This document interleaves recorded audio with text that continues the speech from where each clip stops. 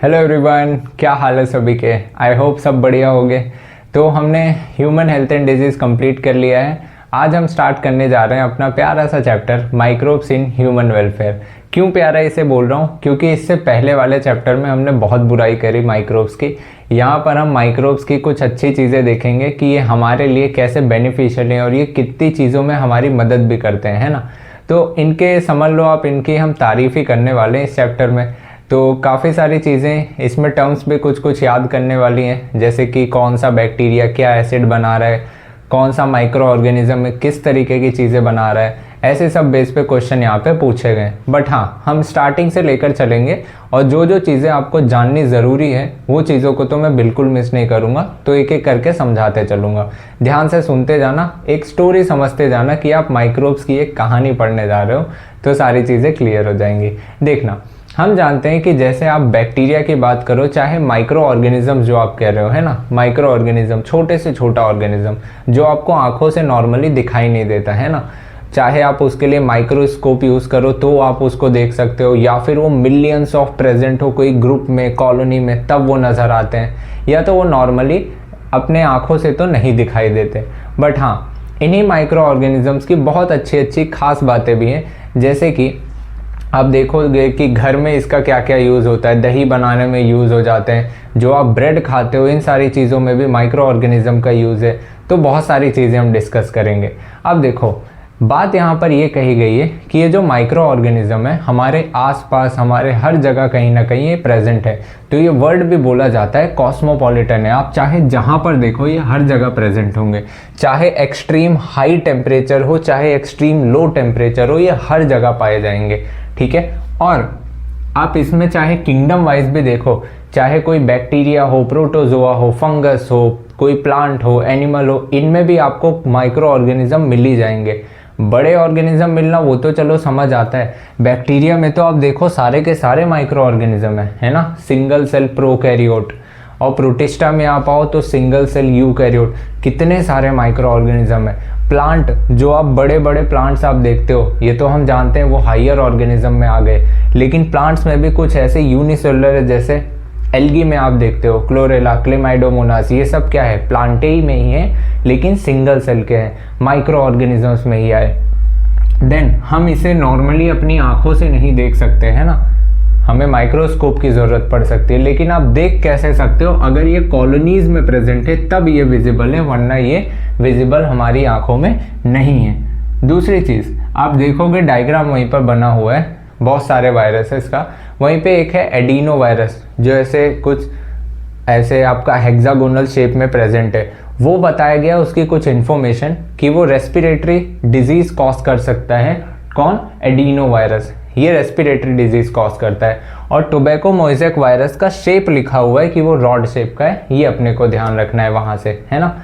Then अगला आ जाओ कि अब ये घर में कौन कौन सी चीज़ों में माइक्रोब्स यूज़ हुआ करता है। सबसे फेमस, सबसे बेस्ट दही की बात कर रहे हैं, जिसको आप बोल रहे हो कर्ड मेकिंग। दही जमती कैसी है यहाँ पर एक माइक्रोब यूज़ होता है, बैक्टीरिया, जो कि है लैक्टिक एसिड बैक्टीरिया, जिसको आप लैब बैक्टीरिया बोल रहे हो। ये क्या करता है, ये लैक्टिक एसिड प्रोड्यूस करता है, और इसके चक्कर में ये जो मिल्क का प्रोटीन होता है इसको पार्शियली डाइजेस्ट कर देता है। पार्शियली डाइजेस्ट का मतलब होता है इसे हल्का डाइजेस्ट कर देना, पूरी तरह से डाइजेस्ट ना करना। तो ये हल्का सा डाइजेस्ट कर देता है, और इसी दौरान ये कहीं ना कहीं उस कंटेंट की, उसकी न्यूट्रिशनल वैल्यू भी और बढ़ा देता है। पहला फ़ायदा तो ये देता है कि ये डाइजेस्ट करना आसान हो जाता है। जब हम दही खाते हैं तो दूध के कंपैरिजन में दही को डाइजेस्ट करना बहुत कम एनर्जी कंज्यूमिंग है ना, तो हमारी बॉडी की ताकत कम लगती है उसको पचाने में, तो ये काफ़ी अच्छा हो जाता है। साथ ही साथ उसमें विटामिन बी का कंटेंट बढ़ जाता है, जो कि हमारी हेल्थ के लिए काफ़ी अच्छा है। और एनसीईआरटी ये लाइन भी लिखती है कि ये जो विटामिन B12 है, ये कहीं ना कहीं हमारे बॉडी में, हमारे पेट में, स्टमक में कुछ डिजीजेस को भी चेक करने का काम करता है। तो कितना अच्छा हो गया, इसने दही तो जमाई ही जमाई, और वो जो मिल्क का प्रोटीन था वो हमें मिला ही मिला, साथ ही साथ हमारे बॉडी को उसको डाइजेस्ट करने में एनर्जी भी कम लगी, और हमें विटामिन B12 भी मिल गया। तो दो के दोनों कितने फ़ायदे हो गए। लैक्टिक एसिड बैक्टीरिया या लैक्टोबैसिलस जिसको बोल रहे हो। और दही जमाने के लिए आपने घर में देखा ही होगा कि मम्मी लोग इनोकुलम स्टार्टर थोड़ा सा दही का अमाउंट मिल्क में डाल देती हैं और किसी ऑप्टिमम टेम्परेचर पर क्या करती हैं, उसको जमने देती हैं, जहाँ पर माइक्रो ऑर्गेनिज्म जो लैक्टिक एसिड बैक्टीरिया खूब डिवाइड करता है और दही जमा देता है और उसकी न्यूट्रिशनल वैल्यू भी बढ़ा देता है, विटामिन B12 उसमें आ जाता है। दूसरा, आप ये अन्ना वाला इडली डोसा भी खाते हो और इडली डोसा में भी देखा ये गया है कि इसको बनाने के लिए भी बैक्टीरिया का एक यूज़ किया जाता है। हम गलती से यहाँ कंफ्यूज हो जाते हैं कभी कभार कि ईस्ट का यहाँ पर यूज़ होता है, बट हाँ यहाँ ध्यान रखना है ईस्ट का यूज़ हम कहाँ किया करते हैं, जब आप ब्रेड बनाया करोगे वहाँ पर ईस्ट का यूज़ करोगे, लेकिन जो इडली डोसा है इसके लिए आप बैक्टीरिया यूज़ करते हो, ल्यूकोनोस्टॉक या लैक्टोबैसिलस नाम का बैक्टीरिया, जो क्या करता है इडली डोसा बनाने में मदद करेगा, उसका डो तैयार करने में।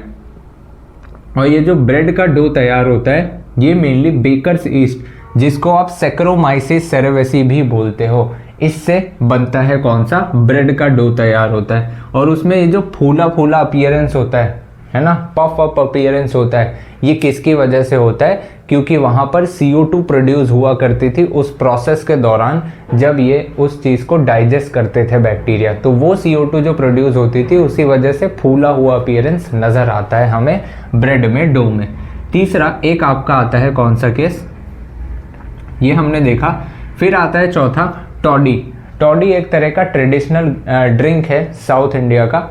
अब यहाँ पे है क्या, ये जो ट्रेडिशनल ड्रिंक है ये भी फर्मेंटेशन प्रोसेस से ही बनता है। एक पाम ट्री होता है, उसका कुछ लिक्विड, कुछ सैप जो गिरता है उसको कलेक्ट कर लिया जाता है और उसको फर्मेंट होने के लिए छोड़ दिया जाता है कि वहाँ पर माइक्रोब ग्रो करने दो कुछ टाइम के लिए, और उस फर्मेंटेशन से वो इनका एक ड्रिंक तैयार हो जाता है, जो ये लोग कभी कोई फेस्टिवल में या फिर ऑन अ बेसिस ऑफ कोई पार्टी हुई किसी भी ऐसे सब में यूज़ करते हैं, पीते हैं उसको। ठीक है। चीज़ सबसे पुराना, सबसे ओल्डेस्ट फूड आइटम है जहाँ पर माइक्रोब्स का सहारा लिया गया था। तो ये याद रखना, सबसे ओल्डेस्ट फूड आइटम जहाँ पर हमने माइक्रोब का सहारा लिया था वो क्या है, चीज़। ठीक है। और इसका अच्छा फ्लेवर हो सकता है, अच्छा टेक्सचर हो सकता है, अच्छा टेस्ट हो सकता है, इसके बेस पे अलग अलग तरह के चीज़ भी तैयार किए गए, बनाए गए। ठीक है। तो यहाँ तक एक बार देख लो, इसके आगे का लेकर चलता हूँ कि और आगे क्या कहानी हमें देखनी है। चलिए थोड़ा आगे इसके हम कंटिन्यू कर लेते हैं, देखते हैं। यहाँ पर जैसे मैंने बताया कि उसके टेक्सचर, उसके फॉर्म के वजह से अलग अलग तरह के हम चीज़ बना सकते हैं। उसी तरीके से दो नाम अपने को याद करने हैं। पहला, स्विस चीज़ किसके वजह से बना, कौन से माइक्रोब ने बनाया, प्रोपियोनी बैक्टीरियम शर्मानी। ये लार्ज होल्स क्रिएट कर देता है, वो चीज़ में बड़े बड़े होल्स दिखाई देते हैं ड्यू टू CO2 प्रोडक्शन, है ना। अब इतने बड़े बड़े होल्स कर देना और उस चीज़ को अलग तरीके से बनाना, स्विस चीज़ जिसको हम बोल रहे हैं, ऐसा समझ लो उसे शर्म भी नहीं आई, है ना। शर्मानी, प्रोपियोनी बैक्टीरियम शर्मानी। दूसरा क्या याद रखना है, रॉक्यूफोर्ट चीज़। ये किसने बनाया था, ये पेनिसिलियम रॉक्यूफोर्ट नाम के माइक्रोब ने बनाया था। इसका नाम भी कहीं कहीं मैच ही करता है ना। तो ये वाला अपने को याद रखना है। दूसरा, इस पर आ जाओ, माइक्रोब्स और भी क्या चीज़ें कर सकते हैं। ये बैम्बू का शूट हो या फिर सोयाबीन या फिश, इन सब से भी ये फर्मेंटेशन करके फूड बनाने में हम इसका यूज़ करते हैं ना। इन मेकिंग शूट नहीं, इन मेकिंग फूड। ठीक है, इन मेकिंग फूड, फूड बनाने में भी हम मदद करते हैं।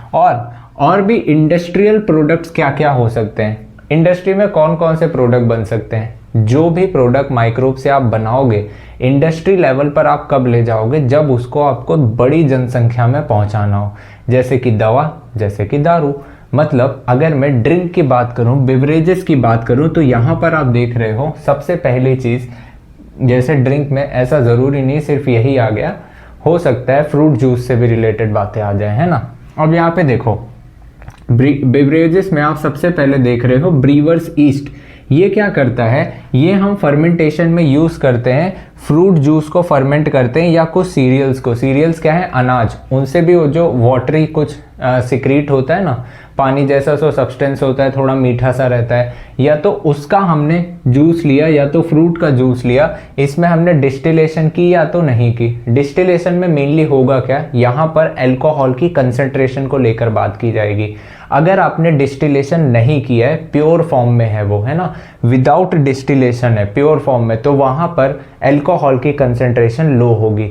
लेकिन अगर आप ज़्यादा नशा देना चाहते हो तो वहाँ पर आप अल्कोहल की कंसेंट्रेशन बढ़ा दो, डिस्टिलेशन कर दो, तो क्या हो जाएगा, विस्की, ब्रांडी, रम, इनमें क्या हो जाएगा, अल्कोहल की कंसेंट्रेशन ज़्यादा होगी। अब आपको याद कैसे रहेगा, आप सिंपली ऐसे याद रखो कि जिसमें डिस्टिलेशन नहीं हुआ है, मतलब जिसमें मिलावट नहीं हुई होती, वो चीज़ हमें खाने में या पीने में अच्छी फील आती है, तो वाइब अच्छी आती है। वाइब से याद रहेगा, WIBE, वाइब से याद रहेगा वाइन एंड बियर, इसमें अल्कोहलिक कंटेंट कम है, मतलब ये विदाउट डिस्टिलेशन वाले प्रोसेस से बना हुआ है, ये अपने को याद हो जाएगा।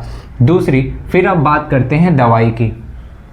अब हुआ क्या, यहाँ पे केस ऐसा समझो, यहाँ पर एक साइंटिस्ट जो थे अलेक्जेंडर साहब हमारे, ये एक बैक्टीरिया पर काम कर रहे थे, है ना, एक बैक्टीरिया पर वर्क कर रहे थे। अब इनकी आदत थी, ये साफ़ सफाई नहीं रखते थे, तो इन्होंने क्या किया, खाना खाया होगा और जो डिश थी इनकी, वो जो पेट्री डिश थी, वो इन्होंने कहीं समझ लो रखी थी और उस पर फंगस ग्रो कर रहा था, है ना, फंगस ग्रो करने लग गया था। तो इन्होंने देखा जो डिश थी वो जो धुली हुई नहीं थी, अनवॉश डिश थी, वहाँ पर इन्होंने जो फंगस का ग्रोथ देखा, है ना, फंगस अपना जो ग्रो करता है ऐसे फफूंदी जो जाली जाली सा बना देता है, इन्होंने नोटिस किया फंगस के किनारे किनारे कुछ दूर के एरिया में एक भी बैक्टीरिया नहीं मिला, जबकि उसके अलग दूरी पर सारे बैक्टीरिया थे। इसका मतलब इन्हें ये समझ आया, ये जो फंगस है कुछ तो ऐसा केमिकल रिलीज कर रहा है जिसके वजह से इसके आसपास बैक्टीरिया ग्रो नहीं कर रहे हैं, मतलब मारे जा रहे हैं। तो इनको यहाँ से दिमाग में इनके एक चीज़ समझ आई कि कहीं ना कहीं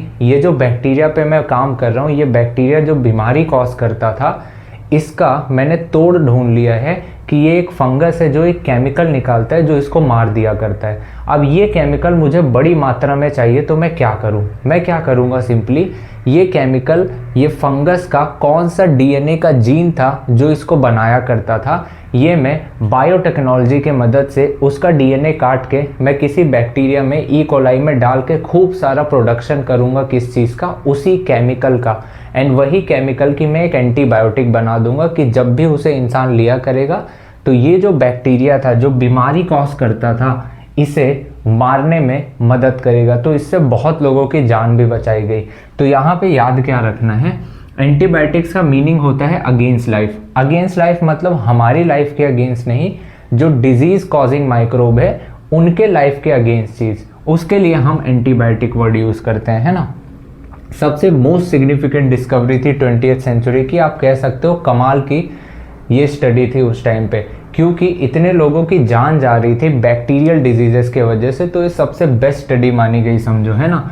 सबसे पहली एंटीबायोटिक जो पेनिसिलिन है वो किसने डिस्कवर किया था, अलेक्जेंडर फ्लेमिंग ने। वो काम कर रहे थे, इन्होंने देखा कि एक अनवॉश डिश जो मैंने रखी थी उस पर मोल्ड ग्रो कर रहा है, जो फंगस ग्रो कर रहा है, वहाँ पर ये जो बैक्टीरिया है स्टेफिलोकोकाई जिस पर ये काम कर रहे थे, ये उसके आसपास ग्रो नहीं कर पा रहा था। कुछ इस तरीके से देख सकते हो कि अगर ये फंगस है तो ये कुछ केमिकल रिलीज कर रहा है अपने आसपास जिसको आप पेनिसिलिन बोल रहे हो, इसी के वजह से ये जो बैक्टीरिया है इनकी ग्रोथ इनके आसपास नहीं हो पा रही थी, ठीक है।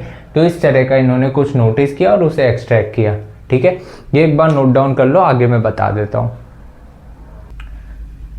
चलिए यहाँ से आगे थोड़ी सी हम बात करते हैं। जैसे ही वहाँ पर इन्होंने पेनिसिलिन डिस्कवर की थी, उसके बाद कुछ साइंटिस्ट आए जिन्होंने उसी की एक्स्ट्रा कुछ पोटेंशियल बताया कि वो जो पेनिसिलिन था वो और क्या क्या चीज़ें कर सकता था, वो और किस तरीके के इन्फेक्शंस को ठीक कर सकता था, उसका फुल पोटेंशियल बताने के लिए ये दोनों साइंटिस्ट ने अपना योगदान दिया, फ्लोरी एंड चेन ने।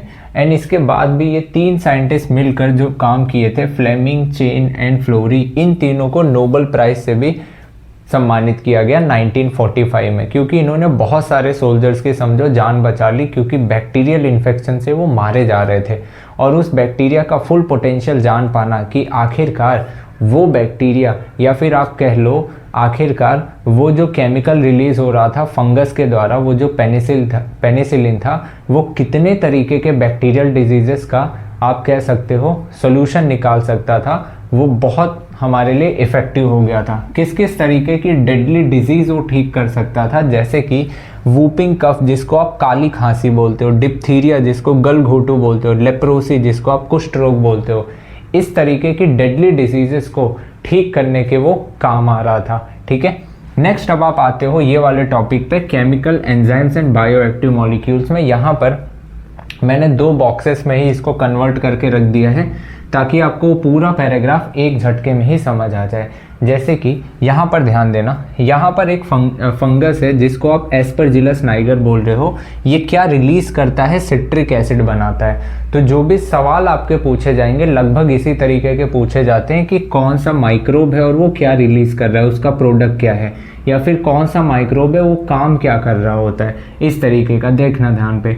यहाँ पे एस्परजिलस नाइगर ये जो फंगस है ये सिट्रिक एसिड निकालता है। एसिटोबैक्टर एसिटाई ये एक तरह का बैक्टीरिया है जो एसिटिक एसिड निकालता है। कहीं ना कहीं इन सब के नाम से रिलेट होता है इनका प्रोडक्ट, है ना। क्लॉस्ट्रीडियम ब्यूटाइलिकम, ब्यूटाइलिकम से याद आएगा कि ये ब्यूटाइरिक एसिड रिलीज किया करता है, ये भी बैक्टीरिया था। लैक्टोबैसिलस ये भी एक तरह का बैक्टीरिया, ये तो अभी आपने पढ़ा था, जो लैक्टिक एसिड रिलीज करता है। ठीक है, और ऑयल स्टेन्स को रिमूव करने के लिए हम लाइपेज एंजाइम का यूज़ करते हैं, क्योंकि लाइपेज क्या करता है? लिपिड को तोड़ता है ना। लिपिड क्या है? ऑयल है। इसको छोटे छोटे मिसल्स के फॉर्म में करेगा, तभी तो लॉन्ड्री में, डिटर्जेंट वगैरह में यूज़ किया जाता है। तो ये करता क्या है? इन ऑयल स्टेन को छोटे छोटे टुकड़ों में बांट देता है। जैसे ही इसके ऊपर फिर पानी पड़ेगा सारे ऑयल स्टेन सिंपली निकल जाया करेंगे।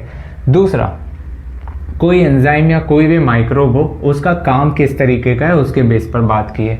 जैसे आप घर पे जूस बनाते हो, आम का जूस बनाया आपने, कितना गाढ़ा कितना थिक होता है, उसमें फाइबर्स भी कुछ होते हैं। लेकिन जो आप बाज़ार से ख़रीद के लाते हो वो कितना क्लियर, कितना साफ़ सुथरा रहता है। वो किस वजह से हो पा रहा है? उसमें हम डालते हैं क्या? प्रोटीएस और पेक्टिनेस।